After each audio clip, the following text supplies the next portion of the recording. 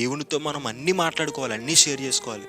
ఏంటి తండ్రి, ఇదిగో తండ్రి, ఈ రోజంతా కూడా నేను ఇలా బ్రతికాను తండ్రి, నీ కోసం ఈ పనులు చేశాను తండ్రి, నీ కొరకు ఇలా ఆలోచించాను తండ్రి అని చెప్పి దేవుడితో మనం మాట్లాడుకోవాలి. దేవునితో మనం కంబైండ్ అయిపోవాలండి. ఒక సొంత తండ్రితో ఎలాగైతే మాట్లాడుకుంటామో దేవునితో అలా మాట్లాడుకోవాలి. అలా మాట్లాడుకుంటే చెప్తున్నాను, నువ్వు దేవుళ్ళు 100కి 100% నిలబడతావు, స్థిరమైపోతావు. ఎందుకంటే ప్రార్థనకి అంత శక్తి ఉంది, అంత శక్తి కలిగింది. యేసుక్రీస్తు వారు తన బిజీ షెడ్యూల్లో, యేసుక్రీస్తు వారు ఎంత బిజీ అండి, చాలా బిజీ.